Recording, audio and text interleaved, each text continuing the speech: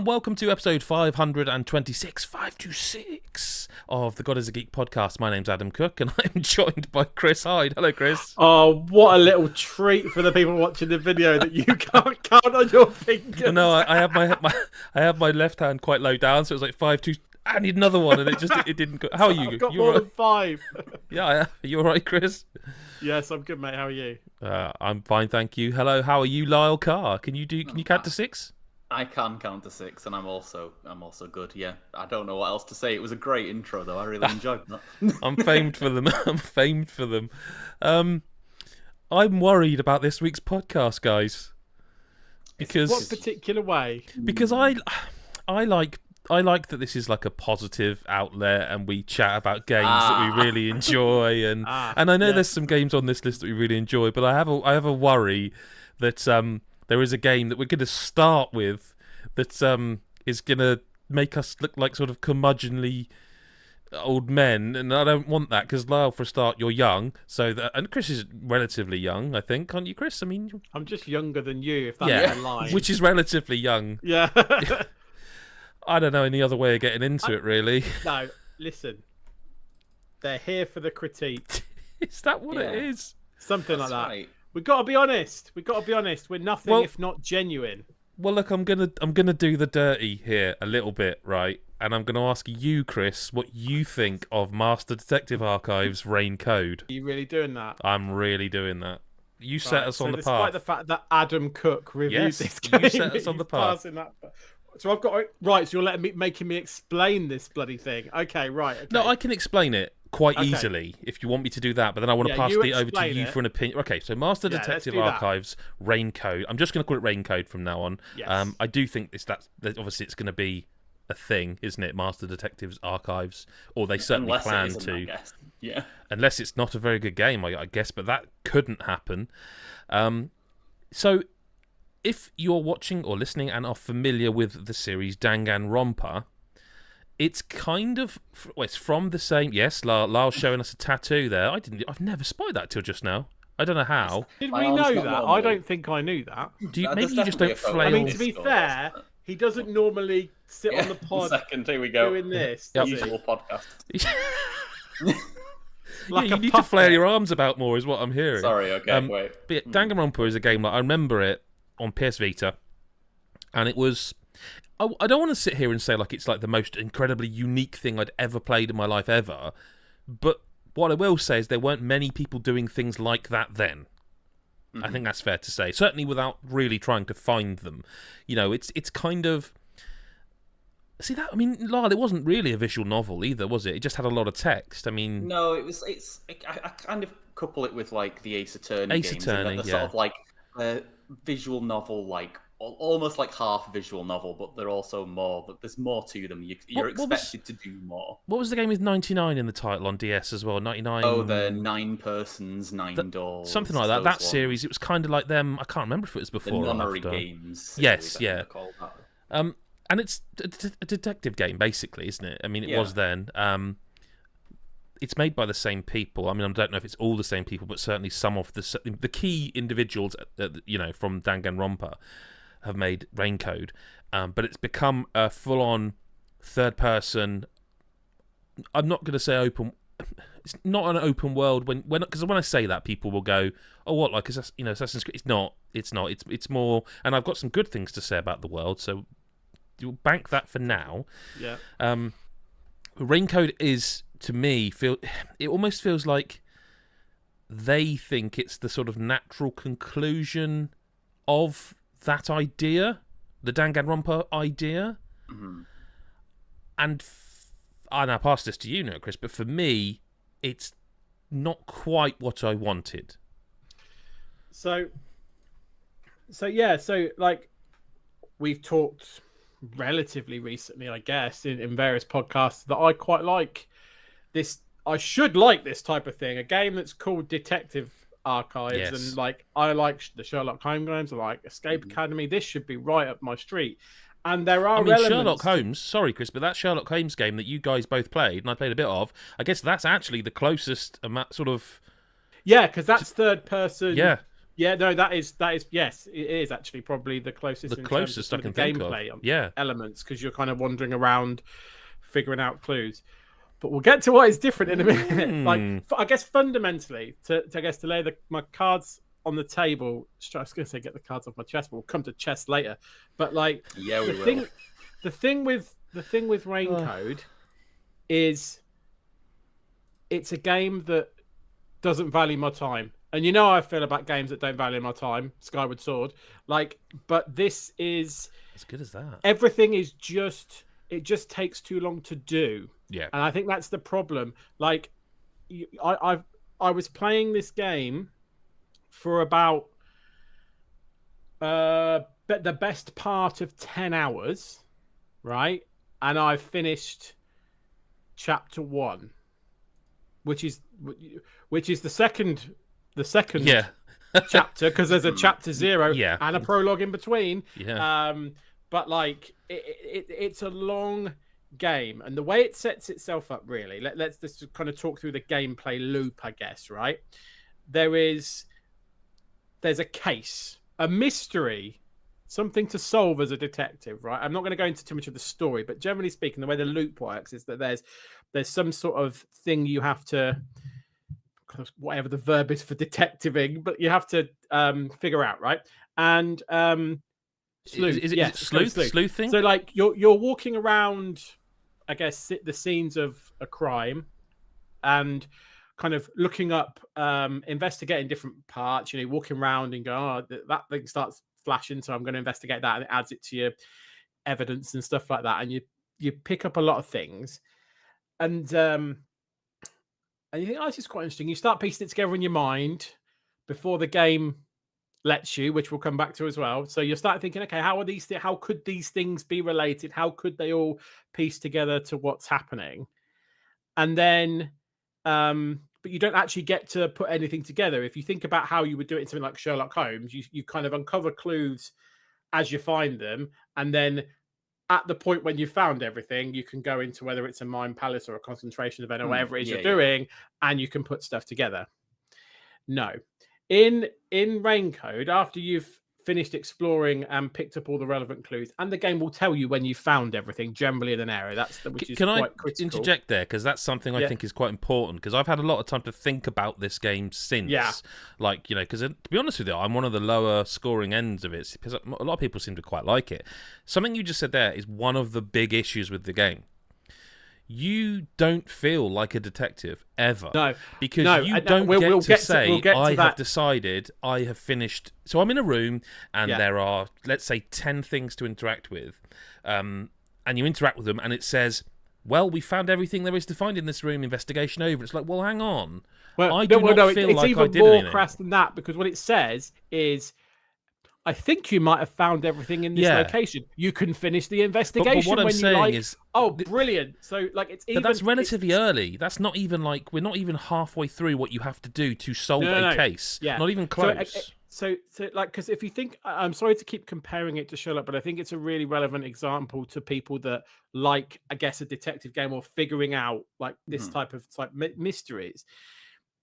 Imagine if, like, in a Sherlock game where you're investigating an area and you got told everything's done, now move on to the next area, it wouldn't feel like you were Sherlock. Like, it would be, it would be it makes it almost like a checklist exercise that you have managed to find all of the little glowing circles in a room, right? And that's not like part of that. That's not the sleuthing.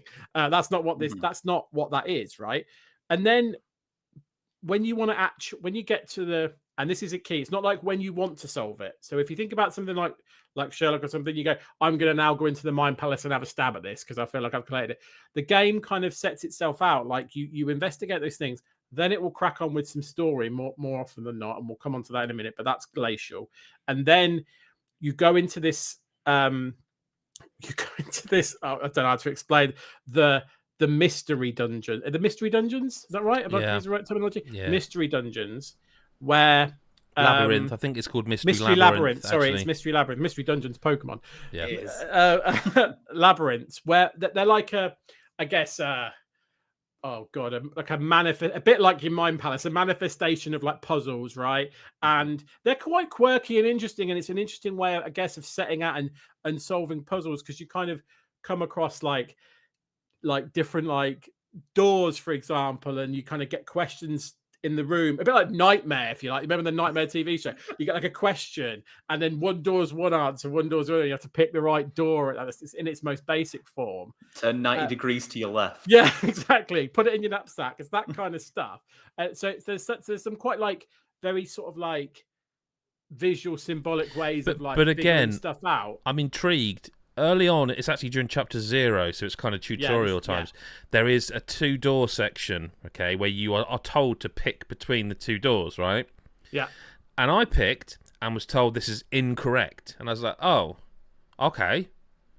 So it's the other one then. I go for the other one, went through it, and then the game says, actually, maybe this can throw up red herrings, and you were correct the first time. And it's like, well, then I don't know what you want me to do. Yeah. Because I was right. And now you told me I'm wrong, and now I am right. Like, what is it? Because I thought I had the game's logic in my head, and I was told straight away, this is the wrong door. I'm like, well, it really seems like it shouldn't be the wrong door. And it's interesting because I got to that. I know exactly what, because it's the first one. You're introduced to the concept of it. You'd think it'd be quite straightforward in the system where you're introduced to the concept of 2 doors, one being right, one being wrong, right?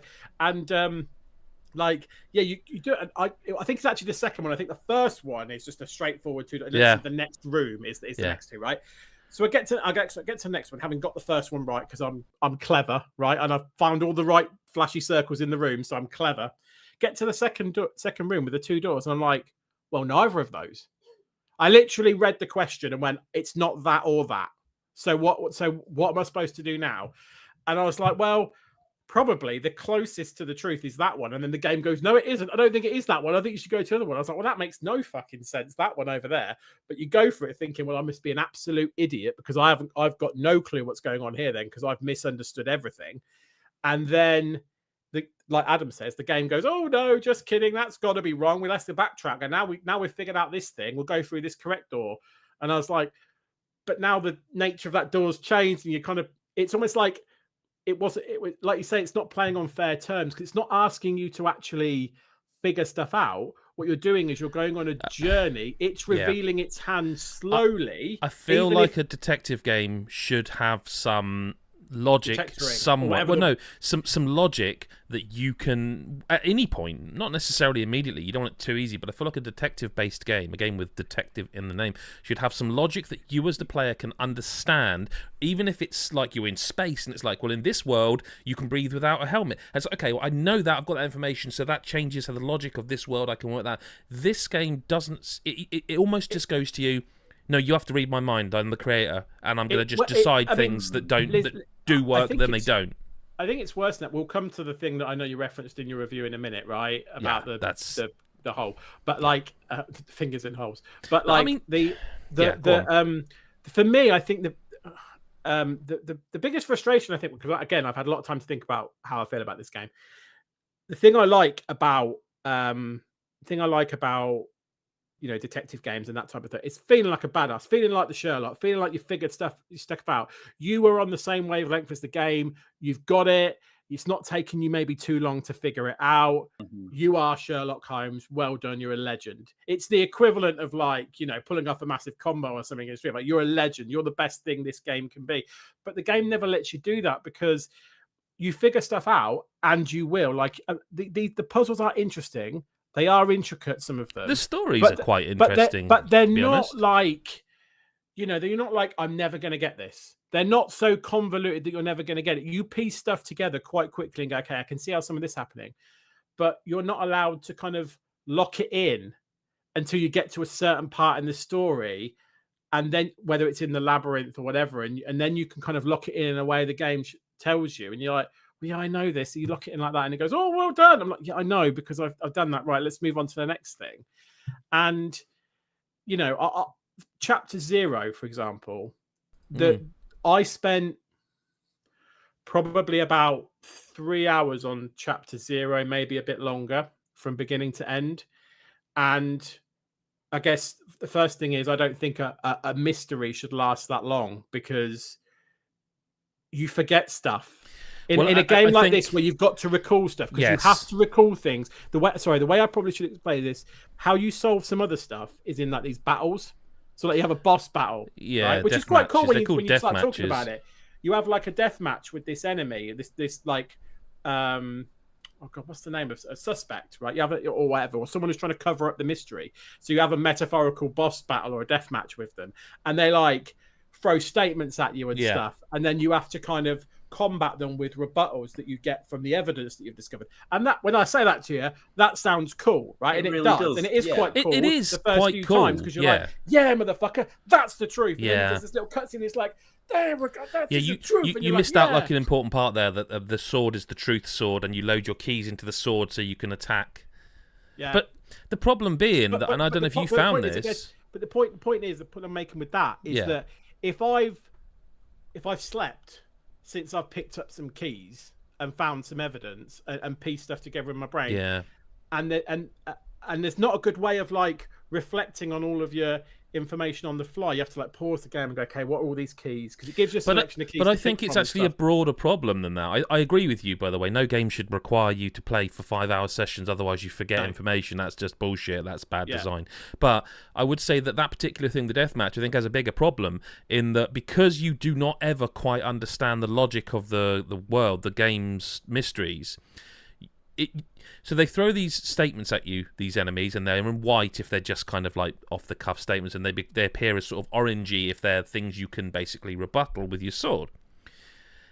And you'll hit one, and it'll be like, no, actually, that wasn't the correct question. And it's like, well, that question was relevant to one of the keys that I've held.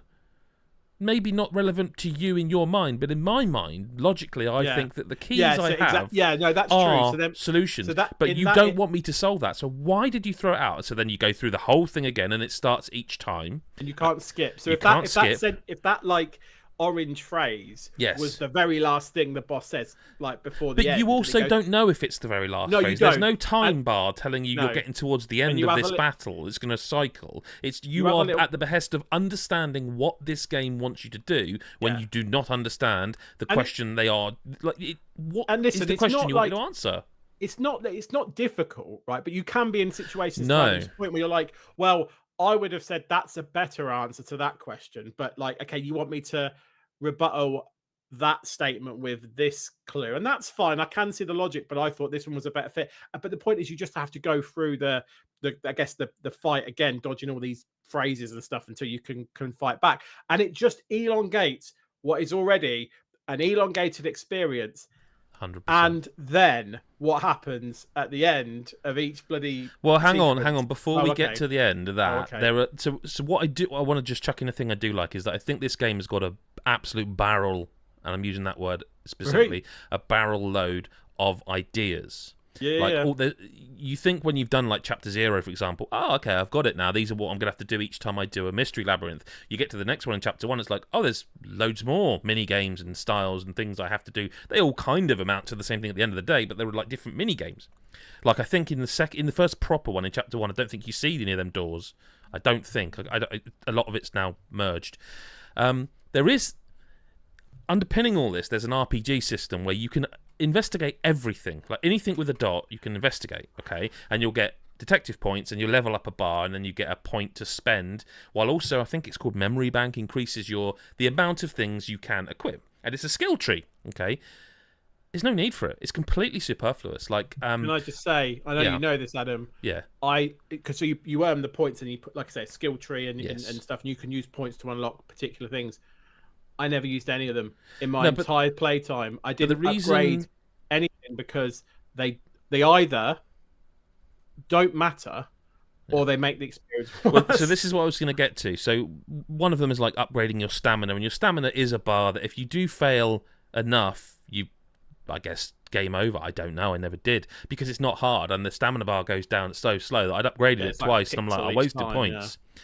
Anyway, there is a mini game where Shinigami, who we have not even talked about, who is the purple ghost that you've probably seen in the marketing, who, by the way, has transformed into an incredibly buxom young lady who is very sexually aggressive towards you as a character. Who looks like a 12-year-old boy. Yeah, which is and a bit she's weird. like, in the second chapter, for example, she gets really shitty with you because you're, in her mind, flirting with another person who is age appropriate to you. And I don't think you even are. It's that kind of weird. She's a death god, so it's like a demon, I suppose, technically. So it's not surprising that she's a bit, nasty. So one of the mini games is she jumps into a barrel in her human-looking form in a bikini, and the barrel turns and it's got letters on it. Now the thing will be like for example, if it was me, it's like, my name is Adam, and then ... 4 letters. And it's like, okay, well, I know the answer, so you shoot the barrels by, One of the upgrades is slow the barrel down because it's on a timer and you fail out if you don't get the word in time. That's bad. Because if you know the answer, you are waiting for this barrel. The timer doesn't change. The barrel itself slows down. So you are waiting for that 4th or 5th letter to slowly come around while your time's ticking down. It's like, actually, you've made this harder. Because when it's just spinning around at a normal pace, I could probably go through all of them and guess it. But because it's now slow, I can't get to the letters I want because they're around the other side and it's moving it. And you can even, and all of them seem to have that kind of upgrade. And it's just odd. It just seems so superfluous. Like, it feels like there's so many ideas going on here, but some of them someone needed to say there's no need for this to be. It's a lot of interesting. Like, I almost got quite excited when I started talking about the deathmatch stuff because it's a little bit different. It's a little bit quirky. It's interesting than just putting 3 pieces of evidence together in a mind palace, right? It's like, right, okay, it's interesting the first couple of times, but then the devil is in the detail of when you actually play through it, that things just take ages. And the trouble is, people will. What you were about to go into was in Danganronpa 3, I think. It's the one I didn't play. I was warned off it by Mick, who reviewed it for God is a Geek at the time. Before you get to the deduction denouement, you have so she turns into a god mode, gigantic version of herself, and you're running down a canyon and you have to press one button to jump, one to kick a cannonball coming away, and one. Now the second time I did this, because I paused, I forgot how to play it. Because I didn't sit for 5 hours. Anyway, you get through that and you're presented with a comic book style, which again is very Danganronpa 3. It's a book. It's got the story of what you've been through the case. You have to plonk down the solutions. You've already done this, by the way. Yeah, so let's be really clear. At this point in the labyrinth, you figured everything out because you can't have got everything leading up to this is you using the keys to solve the case and solve the case. So this denouement, then you have to do that again. Yeah. By placing the keys, which you have already used to solve the case, into the correct parts to fill them all out and close the book on the case. And if it stopped there, I maybe would have gone, it's a bit much, but okay. But it doesn't, Chris. No. Then what happens is you're treated to a unskippable monologue of the case. Also, by the way, I think the only unskippable thing in the whole game, because I'll come back to it. I tried, there's a fast forward button for everything else. Not for that. For this bit, you cannot skip, you cannot fast forward it. You are watching this. So after having solved the case, which has taken longer than you wanted because you couldn't tell them things you knew at the start, but you finally slogged through the labyrinth to solve the case. You then got to put pics in a picture book to prove that you remembered how you solved the case 5 minutes ago. Then you have to watch someone tell you the solution to the case that you've just solved twice, and it's not skippable. And I'm sorry, but I was just like, I just remember messaging you, Adam, after chapter 0. I wasn't even at the prologue at this point, and I was just like, I liked all the actual solution, quite intricate, quite nice, quite elegant in some ways. So some of the mystery that was solved, and yes, I figured 80% of it out within the first 20 minutes. But some of the finer points I figured out on the journey, and I quite enjoyed it. But at that ending point, I was like, "Are you kidding me? Now it's telling me it all again." I don't need to know. Like, I feel like it should I counted, by the way. I put this in the review, but because I was capturing at the time, I counted. So having spent 4 to 5 hours solving Chapter 1, the recap for Chapter 1... Now, they're not all as long as this, to be fair. It's worth saying this is one of the longer ones. The recount that you cannot skip, that you have just actually done twice, is 7 minutes of unskippable cutscene. And I decided to do an experiment. I loaded up a save, and it's actually during Chapter 2. There's a section in Chapter 2 where you have to kind of sit through like a school play. And because I'd done it and I was loading a save up, I held down the fast forward button for a lot of it just to see what happened. And it chirrups through it, as you'd imagine, quickly. And then there's scenes where that are in engine, and there are sort of some cutscenes that you can still fast forward, but they're more like actual cutscenes. Yeah, so I thought, I'm going to fast forward this cutscene.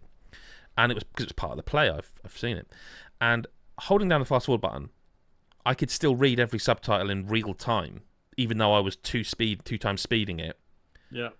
That to me says you have got a problem. If I can still read every word comfortably while fast forwarding something, you have maybe spent too long on your, on the velocity of this section. Yes, and I don't want to labour the point, but here's a fact for you. I fell asleep twice whilst playing this game. Twice. And I'm sure if I played more chapters, I would have fallen asleep more times. And I'm not being an arsehole. That's factually true. And I think it is because of some of the passive... Well, you're putting the controller down for long sections. Yes, the passive, just watching. slow conversations.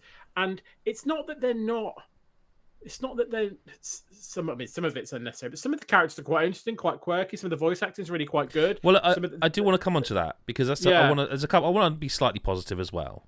And I will say that I quite like the world of this game. Like it's sort of neon-soaked bit moody purple and edgy, and it's but more than that, like, I quite like. So it when you get to the sort of main setting, it's quite close to you.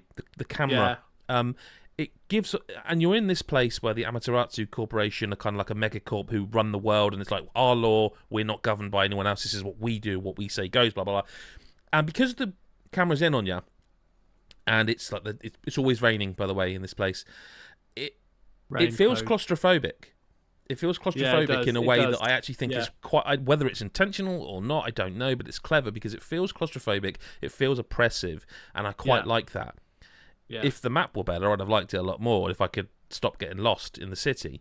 I also think it's quite funny in places. Now, again, I don't know if it's intentional or not, but it does that thing very Persona-like, because I think it wants to be that as well a little bit, if I'm honest with you, of when you introduce someone like Smash, like, here they come, hey, yeah, woo, Adam Cook has come across the... You know what I mean? Yeah. But every name, and I mean every name, name is from like a Matt Berry, Mighty Boosh, kind of Bob Mortimer thing, like Hello, it's Nightmare, 100%. Violet Thunder, like they're all of them, and I mean every one of them. But every time, whether it's funny or not, you're like, yeah, that's quite funny. Well done. I'm all right with that. Do you know what I mean? You're almost waiting for it. I found this like, I haven't seen this character before. They say their first line. It's like, zoom. Yeah.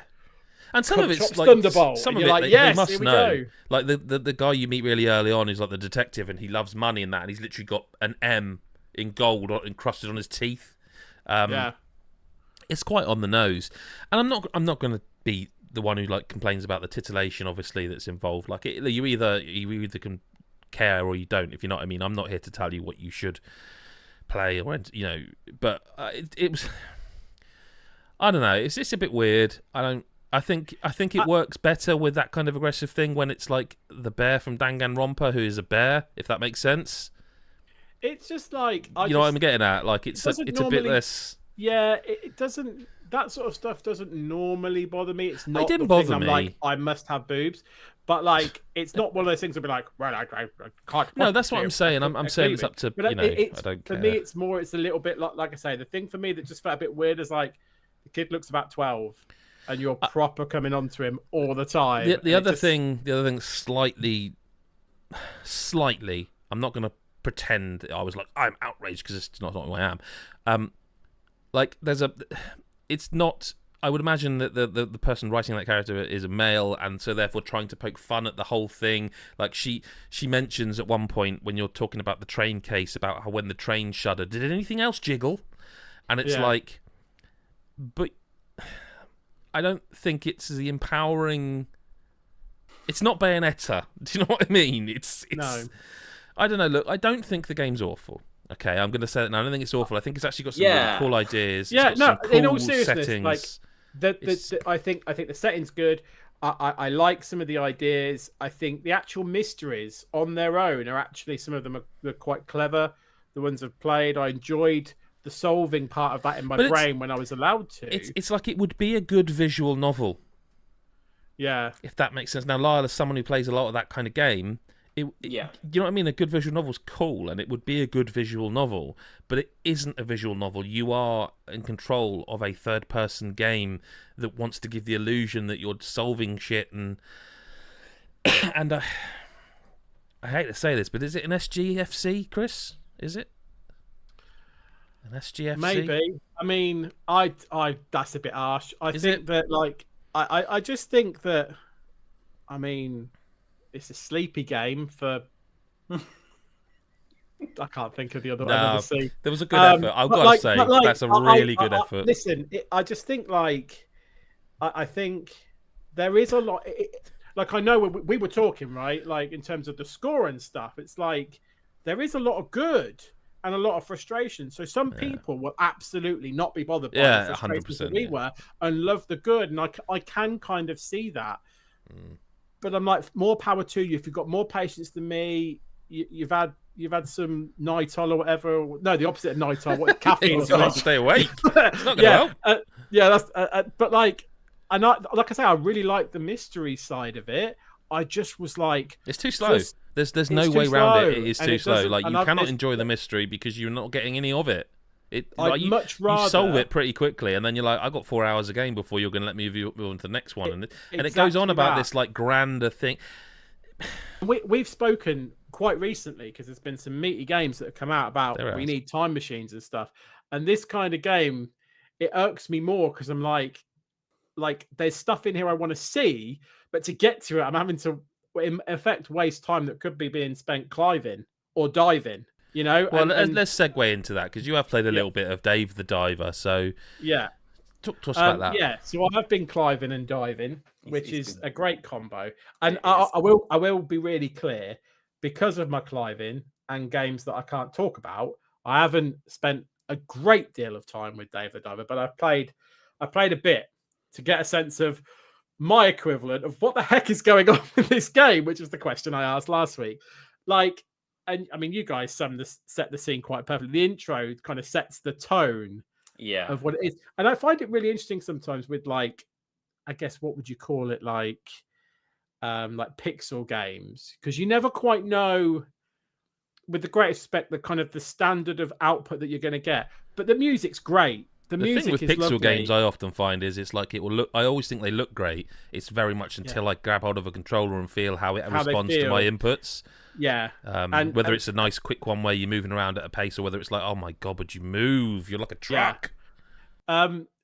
So I was struck by the comedy, and then I was like, this sounds great. I've played a few of the daily loops. I need to play more of it. I know I need to play more of it because I feel like I'm restricted because I've heard all the stuff that you guys have said that you can do. Yeah, and it really takes off. Like it really takes off. I am not playing that game at the moment. No, you should. But I know this is why you need a Steam Deck or something, so that when you're not, because this is what it is for me. This is my game when I'm not at a console or big TV. This is I'm sat on the sofa, just Switch. On a Switch, it's got to come to Switch. It's got to. This would be banging. It's like or a Steam Deck, Chris. Or a ROG Ally. Yeah, I mean, I don't have either of those, so I'm less. No, what I'm saying. Oh, that's all right. Sorry, you've got. Oh, I see. So you're not playing it as much because they haven't put it on the format you already own. That's what you're saying. Yeah. Right. I thought that was clear. Sorry. Yeah. No, I guess it is clear. So you've made me lose my train of thought. I hate when you do that. It's been a while, to be fair. Yeah, to be fair, normally I'm free flowing. I don't know what that means. I have to say, I I don't know if this improves. What if I had a criticism of this game? Oh God, he's only played an hour, Lyle, and he's coming up I with know, criticisms. but this is what I want to understand, guys, because you guys have played more of it, and I don't know if this is a criticism. That's just what it is. I've got to deal with it, or whether it's that gets changed and upgraded later, so don't worry about it. Okay, go on. What is it? That's what kind is of it? what I think. I feel like it's got to upgrade at some point Yeah. because it feels Probably. like everything does. But Everything does. I'm intrigued. But Yeah. the shooting feels pretty clumsy, like the harpoon stuff where He's underwater, mate. I don't know how to break this to you. But... Oh, I know, but when you've got to shoot stuff that is also constantly moving, potentially coming to attack your face. You're well. talking about the mechanics of holding down A and then pressing right trigger, aren't you? And aiming. You're talking about it mechanically rather than it feels a bit. And I think that's fair. Yeah, and it doesn't feel so. It doesn't. No. That's what I'm talking about. I'm talking about like, does that stay, or is that like it does, the way but you use? You get used to it. Like it is something. Yeah. It's different.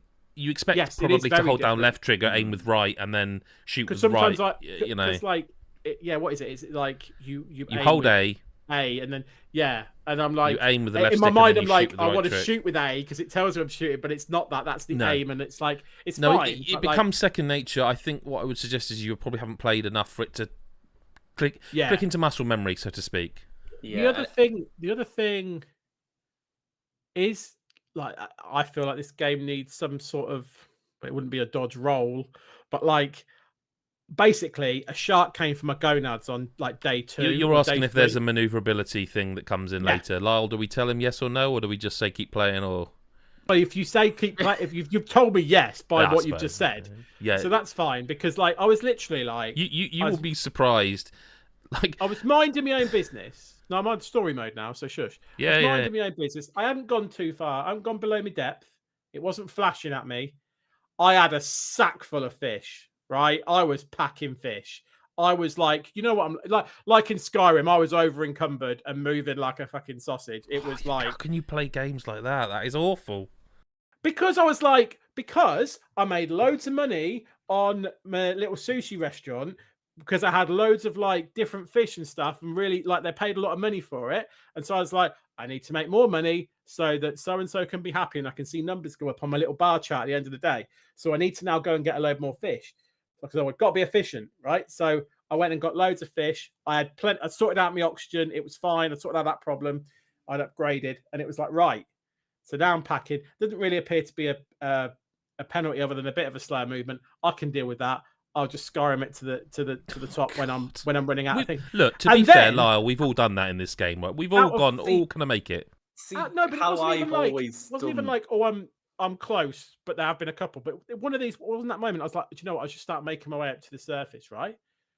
Literally, no warning. This shark about the size of a quarter of the screen just fucking starts like coming in from the top of the screen. I was like, fuck. And I was expecting like a quick time event or something because I've had another fish come at me and there was like a little quick time thing. So I was like, okay, I was waiting for that. It just went, no, you're dead. You've lost all your stuff. You can only pick one fish. And I'm like, what? But my sushi restaurant, I'm empty. I'm out of fish, and I got a sack full of fish. What's going on? So I was like, oh, because you did tell me that, and I think they're quite clear about it as well. Like if you die, and it was like, oh no. At the end, it was like, oh, you ran out of air. I didn't run out of air. A chock-off shark came and chomped on my gonads, and I couldn't. Dodge Kind it. of the same thing, though, isn't it? Like you run out of air if a shark eats you, generally. No, but you start getting like half a little tutorial that goes, "Oh, watch out for your air." I'm like, nothing to do with my air, mate. I got bit in two. That's not me managing my air poorly. That's a shark with no warning from the game, just fucking ruining my life. So yeah. I feel your concern about maneuverability might be a little bit at the fault of the fact that you had literally had a billion fish. User error.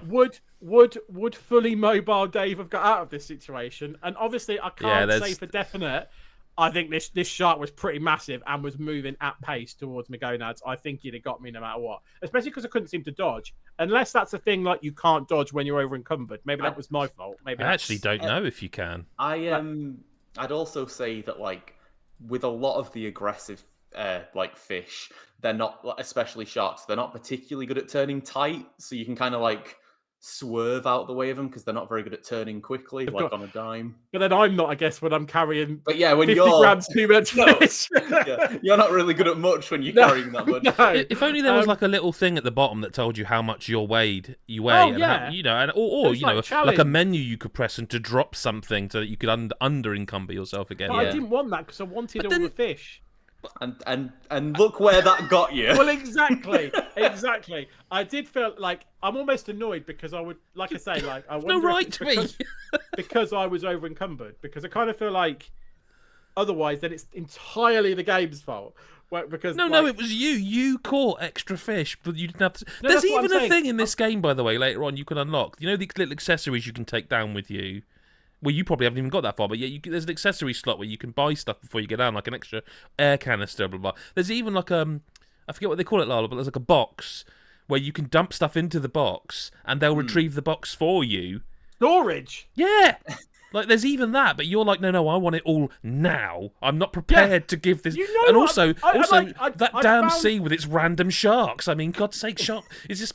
You know, it's like almost like the sea's a bit of a random beast upon itself. Yeah, hang on though. It's literally like, you know, just out of nowhere. That's kind of how the sharks work. That's why they're predators. Wasn't like, yeah, but like, come on now. I mean, it wouldn't be much good if it had a fucking siren on the top going, woo, shark approach. That's what I wanted.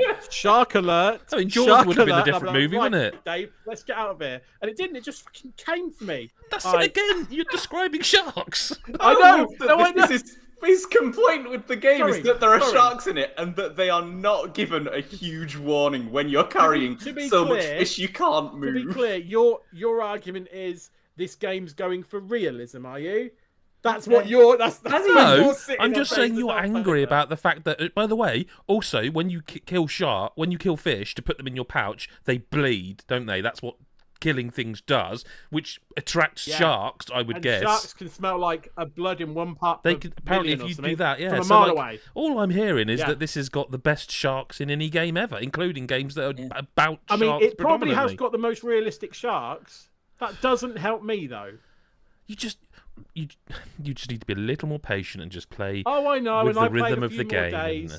I played a few more days, although I did get annoyed. The thing is, you will be annoyed with yourself that you've done this when you start unlocking stuff and you're like, God, I could have got so much more fish if I just carried on playing. Yeah. And it annoys.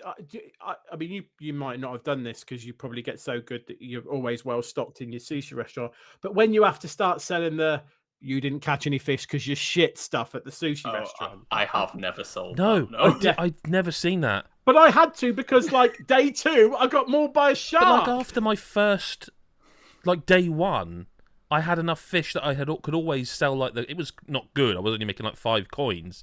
But I don't know how you've... It's Cult of the Lamb all over again, this. I don't know how you've done this.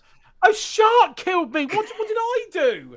I was going to the surface. Shark appeared out of nowhere and just went, "You're not having that fish. Your restaurant would do well." I'm not having a go at the game. I played a few more days and covered some really weird shit.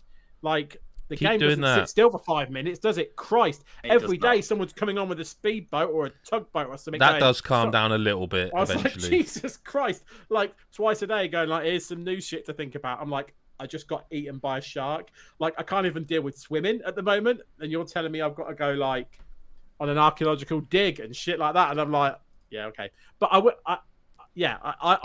it's worth remembering. I need to play it more. Yeah, you do. It's worth remembering it is actually, despite everything you would look at and see, as like, Lyle, you can back me up on this, it's actually a story game. Like, it is. Yeah. You'd think it wasn't. You'd think it was like a roguelike or like, a survival game or something, but it isn't. It is actually there's a story. Like you need to see chapter 3 because it's bonkers. Like, I don't know.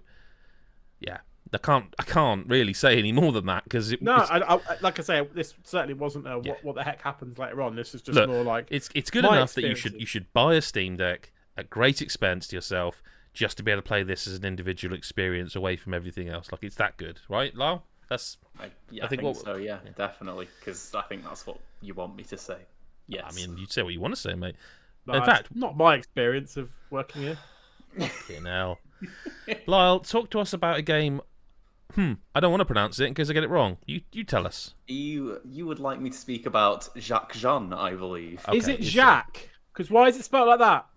I went on YouTube before I came on the podcast and listened to a few other people pronounce it. And surely, but we're on YouTube. I mean, does that mean that you're automatically trustworthy? No. Surely Jack is spelt with a Q. Well, with a J at the start, obviously, but you know what I mean. A Q at the start and then a J. Quack quon. Okay. Silent Q. No, you know what I mean. Say like this however you'd like me to say this game. I can call it Jack Jeanne if you want. but to be clear, it's me that's the dictator, and yeah. Okay, that's right. Fine. I mean, the podcast is evidence in there. I actually don't know how to pronounce it. Okay, guys, that's the embarrassing truth of the matter. It's very difficult to say Jack Jeanne because knowing you're going to say Jean, your brain automatically gives it Jack Jeanne. Exactly, that's the issue. I reckon it is Jack Jeanne though. Jack Jeanne. Okay. What is it, Lyle? Is it a game or is it? It is a game. Okay. Tongue twister. It's the point of the game is not to understand how to pronounce the game. It is, in fact, we're on the sort of hybrid visual novel train again. We're back to the start of the podcast all over again, where people were like, "Oh no, I'm not sure this sort of game's for me." Well, it's that again, but this time, right? It's a visual novel where I'll go for the setting. The setting's great. I love this game, by the way, so I'm going to ramble about it. Good. It's going to be good. We need that, I think, after after the shark issues. Well, that's not what I was sharks. We need something. Come on. So the premise of the game is you are, as a protagonist, you're like a teenage girl who always really enjoyed like acting with her older brother, and has always been into drama. And there's this. Is she called Jean and her brother called Jack? No. Okay, carry on. No, that is not where we're going. So yeah, there's this, and this is this academy that her brother went to. There's this big fancy acting like drama academy where they put on all these great plays, and everyone who goes there is really successful and all this sort of stuff. But this academy only admits boys, and the people who they admit either will play roles as a Jacques, because the male roles, or as a Jeanne, which are the female roles, like all Shakespearean like. And you're at the very start of the game, your character, the girl, is approached by the principal of this school, who basically says to you, "I don't like that we don't let girls into our school, but all the like curmudgeon-y council members will let me do it. So I want you to pretend that you are a boy." So it's Mulan. It's Mulan, but for like musicals and Mulan like the musical, right? Okay. Yeah. So you sneak into this school, all that sort of stuff. When you get there, it suddenly sort of becomes a bit like Persona, where you have like each day you'll decide what to do to pass the time to level up your certain skills. So maybe you want to be really good at doing singing or dancing, or doing the drama, or you want to be more athletic. Oh man, doing singing or doing the singing or the dramas. So yeah, you sort of have to decide how to spend your time. You'll get there and it'll be like you'll almost always have a timer of like it's 50 days until the autumn show. So it's like Majora's Mask. It's like 50 days until 50 days. Boom. And what's just so cool about it is the entire time you're playing, like you'll start like at the very start of the game, and you'll be cast as one of the roles in the newcomer play, where it's only the first years who are in it. So as you go along, you'll sort of see how you'll sort of find out what's going on in the play as you're going. Like you'll hear people rehearsing lines, or you'll be like, this person will be like, "Oh, I'm really struggling with my role in this play," and then you'll suddenly get to a class where it's like, "Right, we're going to practice the song," and then it's a rhythm game. So you're practicing the song, and it's like a rhythm game where you have to follow a line and press the shoulder buttons to line up to it, and in time with the music, like you'd expect a rhythm game to be. Yeah, but it's supposed to be this song, and you're playing it, and it's just like complete music, no lyrics at all, and you're sort of, it's happened, and I was like, oh, I'm a bit disappointed in this. Like, I don't really get why, if we're all supposed to be singing this song, why that's happening. And you do the same with like these dance numbers, and it's basically all building up to when it's one of these shows, when one of these shows is actually happening, you'll have to do these songs, and suddenly it will be like all the lyrics will come and everyone will be singing and dancing, and like you see all your hard work come together, and it's like really, really cool. So you'll also get the same thing with like like you'll have heard different parts of it, so you'll feel like you've got to grips with the story, and then you basically pretty much watch this full show that will last, maybe 15 minutes of reading, because it is a visual novel still at the end of the day. But like you're just getting to suddenly see it all, like where all your hard work's gone. It's a really satisfying in a way that I just wasn't expecting that to feel. And then in the background of all this as well, you also have that there are 6 hunky boys, and which of these hunky boys are you going to want to spend your time with? And one of the hunky boys will really like it if you're good at acting, and another one will like it if you're really good at singing. And also, these hunky boys think that you are a boy pretending to be a girl, and not a girl pretending to be a boy pretending to be a girl, and all that sort of stuff. But it's ridiculously well written. The fact it's got rhythm game bits is really cool. Like it was every time that like you have that moment of I'm having to do this rhythm game now. It's like, oh, awesome! It's like this perfect break in how it works. How frequent are those, like gameplay wise? You'll usually practice them like once before the show, and then you'll do it in the show. Sometimes you'll practice them more than that. And I'd say a show sort of takes maybe like 2 hours of in-game time, but then at the same time you can spend your free time like rehearsing them as well. But it's kind of like you're doing that instead of doing raising one of your stats that you might want to raise. So it's kind of a tough one to, like, I didn't replay. Well, I haven't yet. I've not quite finished the game, but I haven't yet replayed one of them because I've sort of been like, well, I'd rather be doing the things I want to do. And like just on that rhythm game stuff, like is it button inputs or is it like moving a control stick or something? It's button inputs. So there's like the singing. The songs it's like 5 lines down the screen, and you basically just press the shoulder buttons to sort of move to the right lane.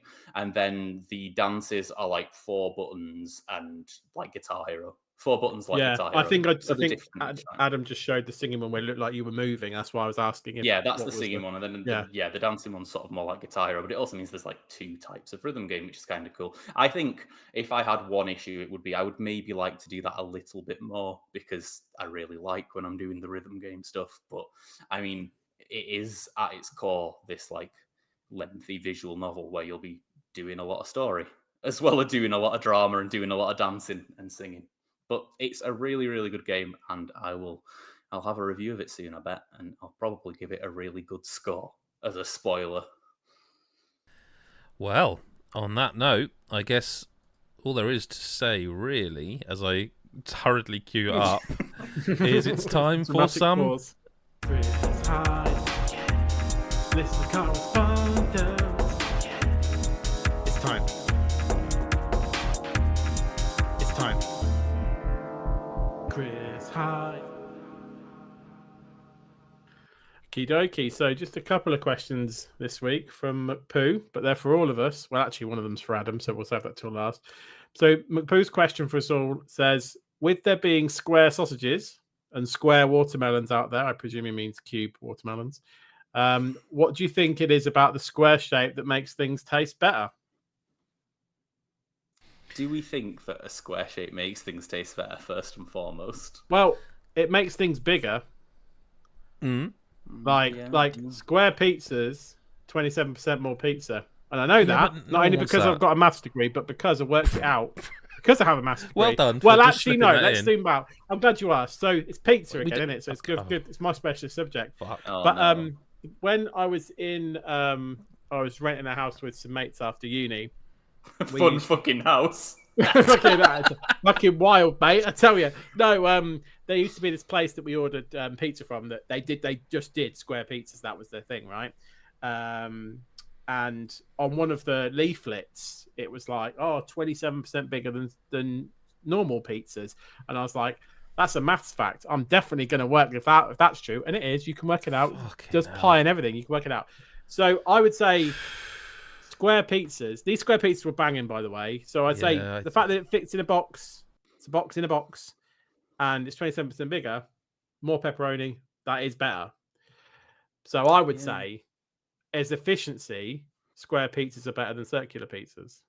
So I mean, in that the issue sense, with yeah. that though is that especially if you're ordering it from a place, they're gonna know it's bigger, and then you're gonna pay more because it's bigger, right? Like they're not saying it's 27% bigger, and it doesn't cost us anymore, so you'll get it the same price as all those circle pizzas. But you must maybe, but they're saving on boxes, aren't they? They are saving on boxes. Can't deny that. So I was worried you'd think this question was a plant because of what I brought up last night in our chat about the biscuits. Because you did bring this up, and I genuinely didn't. Like, I can't be You the brought only square one who. biscuits. Did I miss that? you did. If you, Oh, I think you that did. bit. Yeah, you actually I probably heard too the busy biscuit climbing. conversation because I said about you needing No, a tin. so I listen. Do you know when you like, on the rare occasion you're just not in the mood for a game, or you've just finished a game, or you want to spend time with other people in your house, and you're sort of sitting in the lounge area, Sorry, carry on.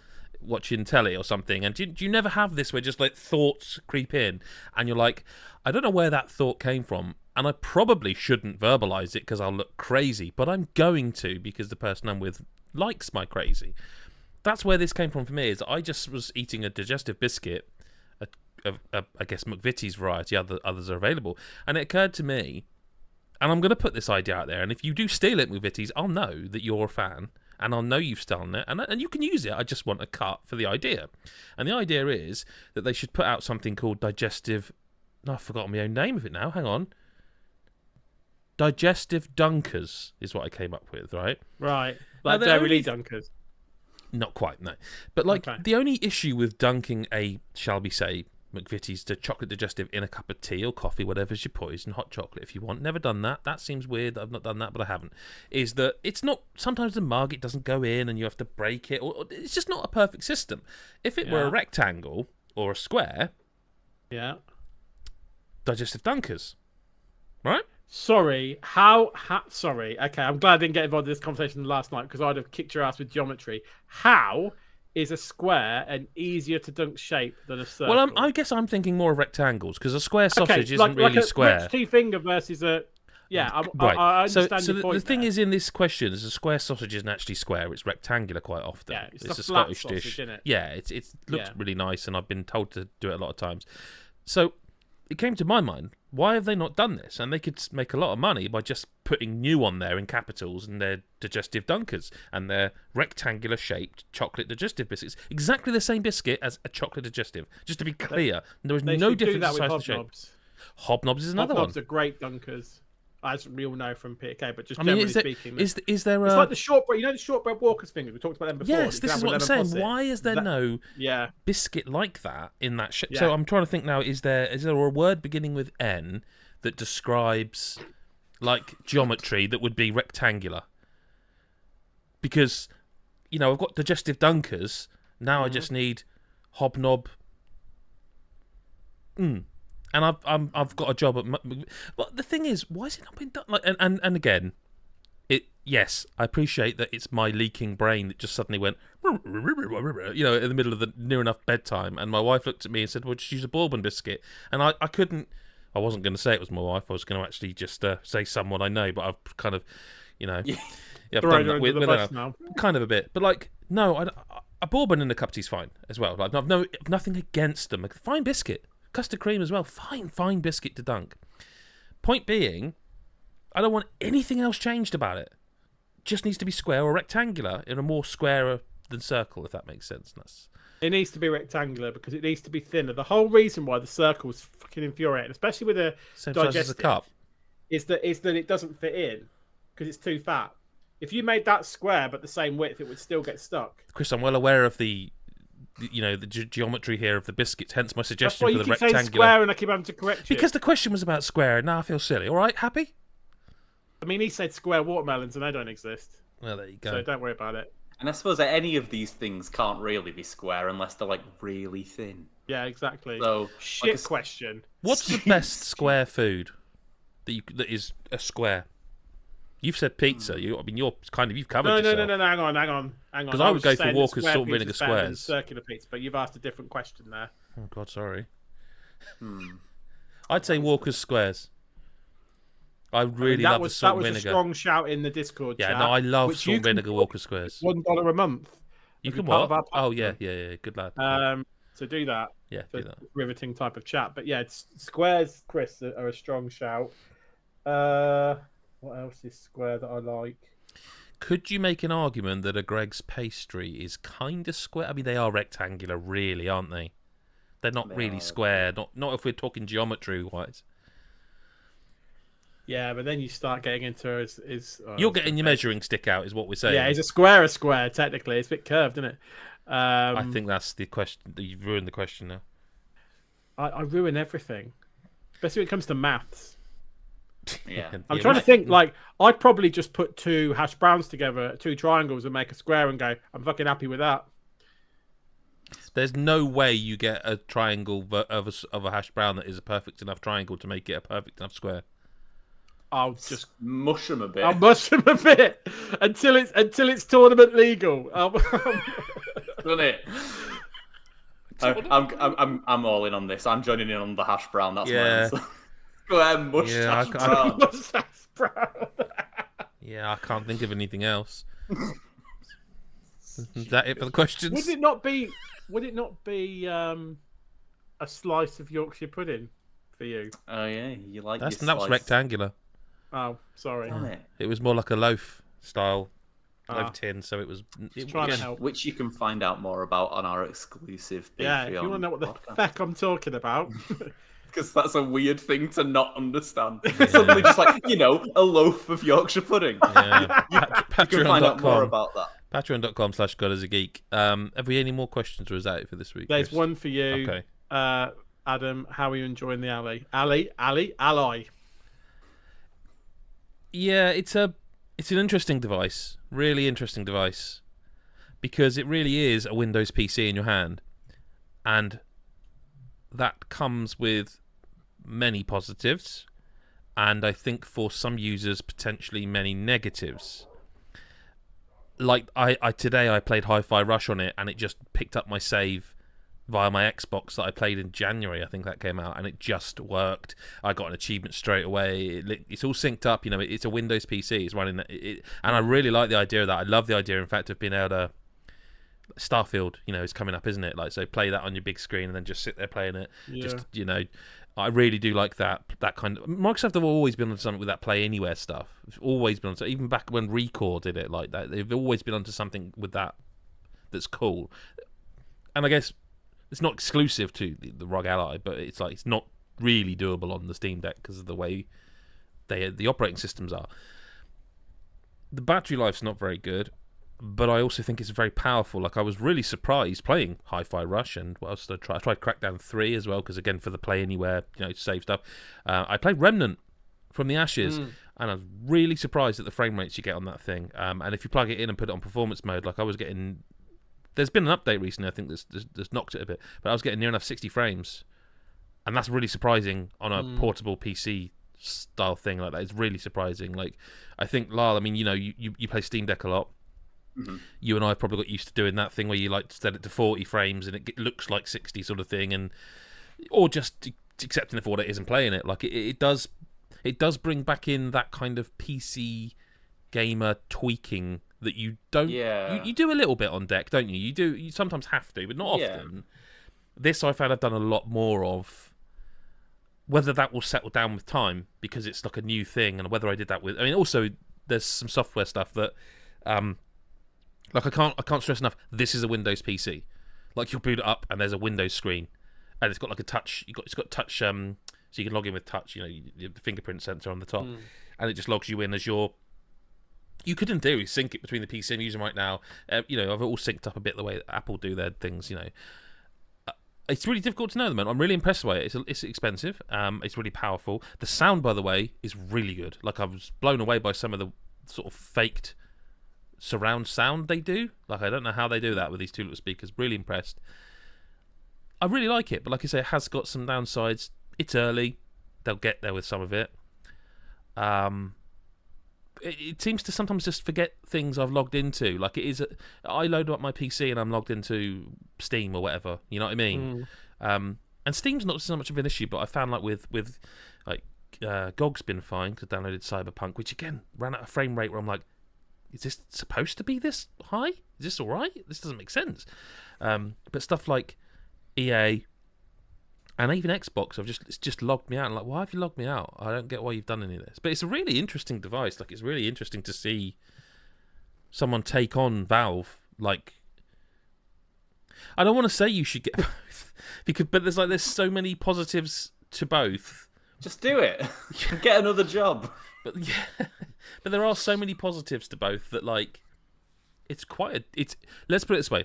I felt like after testing it, I would have a really easy, I know which one's better. This is the one I think people should get. It's actually a lot more complicated than that, and I need to spend some more time with it. From what I've heard people talking about in the Discord and you mentioning on the Discord, it sounds like for me, who kind of finds PC tweaking scary and nightmarish, I am on the right platform, but it definitely sounds like the advantages of the ROG are pretty impressive, really. I can totally see how it's very dependent on who you are, really. And I wasn't expecting that. I was expecting that it would be oh, you're trying to do the Steam Deck, aren't you? As soon as the Steam Deck's out, get on that buzz, and it's just not really. There's just some weird stuff with it.